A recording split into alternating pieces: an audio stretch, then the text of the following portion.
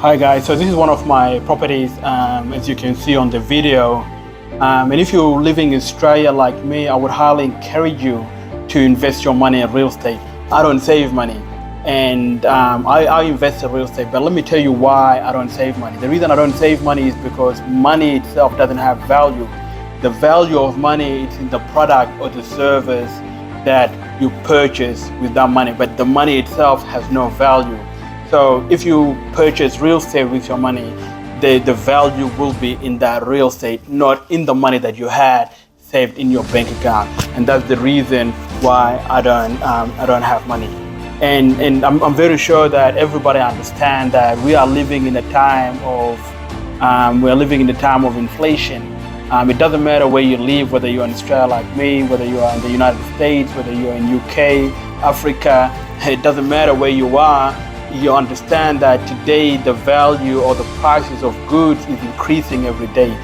The price of electricity bill, water bill, insurances, rent, mortgage, everything is going up in price. Everything is increasing, nothing is decreasing. And that's why we have to invest our money as soon as possible. I would highly encourage you, recommend everybody to invest. If you understand other things like the stock market, the currency market, whatever, definitely invest in what you understand.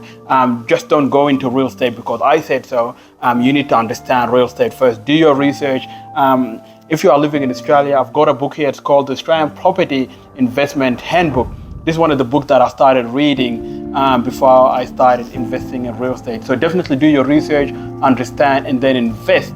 But yeah, definitely invest in what you understand. I understand real estate. I don't invest in the stock market, in the currency market, and all that kind of stuff. I only invest in real estate. Like I said, so if you don't invest your money, in the near future, I believe there will come a time where some people will be living in luxury and some people will be living in misery. Unfortunately, that's the honest truth. If you are living in Australia and you would like some quick tips on how to get started, I'm happy to give you a hand. I'm going to give you a couple of tips in a minute. But if you would like more information, send me a message on my TikTok, leave a comment on my TikTok, on my YouTube, and so yeah, just hit me up and I'll be happy to answer your question if you have any question. So everything I'm about to say, it's only related to those people who are living in Australia, because I live in Australia. So the first thing you would need to have if you want to buy a property, your first property, definitely have a 20% deposit.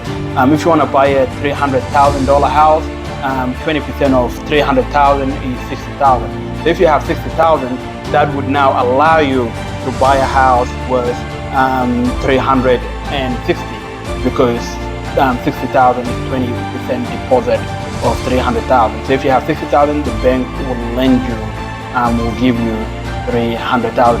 Some people say that, oh, you don't need 20%, you can buy a property with as little as 5%, which is true, but then you'll have to sign up for what they call LMI, which stands for Lender's Mortgage Insurance. It's something that you don't want to have. Avoid it at all costs if you can. Lender's Mortgage Insurance is basically an insurance policy that you would have to take if you don't have the 20% deposit. So the insurance policy that's called LMI, it is basically protecting the bank from you. If you default, that will come after you, and the amount of the fees for that insurance will be factored into the loan. So it's something that you can avoid and you should definitely avoid. The other thing is some banks will have application fees, so that's something that you also need to be aware of when you're applying for a loan. If you're not going through a broker, definitely a broker will let you know. If you're going directly to the bank, there is what I know in Australia, we have NAB, National Australia Bank, that have the application fees, and every bank have different fees, so you'll have to find out from the bank that you want to go with. It's not a lot of money, it's only a one-off payment.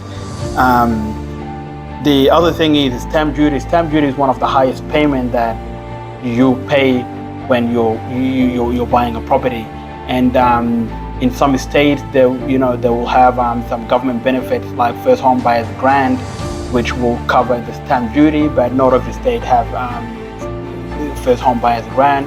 So it's something that you really have to look into when getting a loan, because stamp duties are very high. $300,000 property, the stamp duty is roughly about $10,000. So that's something that you cannot avoid. You definitely have to pay. If you are lucky, if you're in a state where they have first home buyer's grant, and if you are a first home buyer, you might not have to pay the stamp duty. The other thing that you have to pay is conveyances fees. Conveyances fees is basically legal fees. It's like lawyers' fees to transfer the property into your name. So that's what conveyances fees are. The other thing is that a lot of investors, real estate investors, don't talk about is land tax. It's not something that you have to worry about yet, unless if you have a couple of properties. But land tax is basically tax that you would have to pay if you go above a certain threshold. Every state have a different threshold. In the Northern Territory, there is no land tax, which is pretty good. But every other state in Australia, they do have land tax.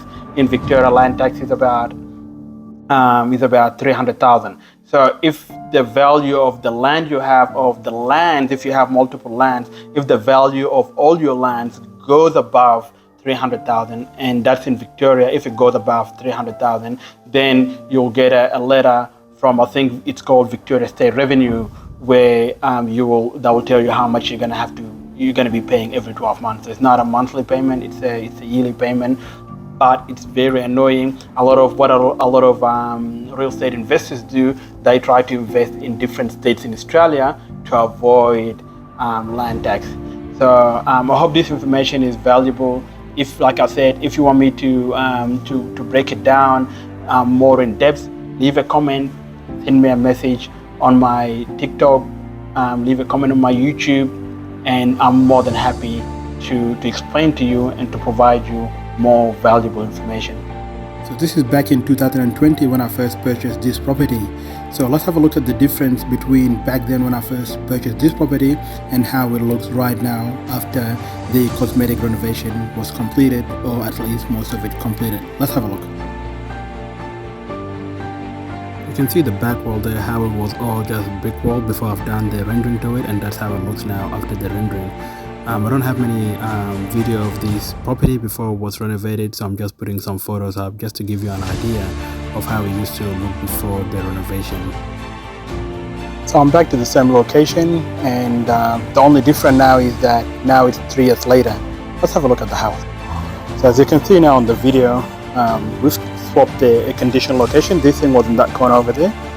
So let's have a look how the house now looks after some cosmetic renovation.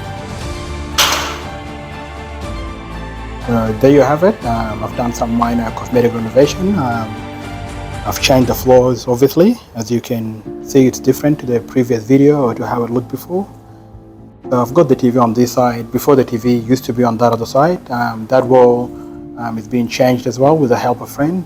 Some of the work I've done it on my own, some with the help of my friend, and some I had some construction workers who came and they have done some of the work, like the kitchen renovation, the laundry which is in there, and yeah. So definitely it's a good idea to do some minor renovation to your house. You don't want to do some structural renovation where you have to remove a wall or anything like that. Obviously that's going to cost you a lot of money, but some minor cosmetic renovation does add a lot of value to your house, and you gain more equity from your property. There you go. There you have it. So I've done that wall by myself. Well, the paint, I've done it by myself, but putting the cementing it and patching it up, I have my friend giving me a hand with it. So yeah, that's how everything looks.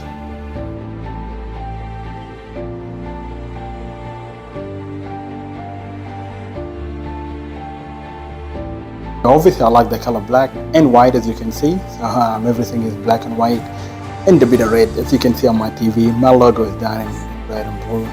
So that's everything I want to say for now. If you guys have any questions about the renovation, about buying your first home, please feel free to message me, leave a comment, and so yeah, just reach out to me and I'll be more than happy helps you with whatever you need. So yeah, that's everything. I'm gonna go into the bathroom and I'll show you how the bathroom look. The bathroom is this way, and I'll show you how the bathroom looks. So this is the end of the video, guys. I hope you guys have enjoyed it, and unfortunately I'm not going to be able to show you guys the bedrooms because they are still under renovation. So if you have enjoyed this video, please subscribe to my YouTube channel, like this video, comment and share, and I will see you on the next one. Peace out.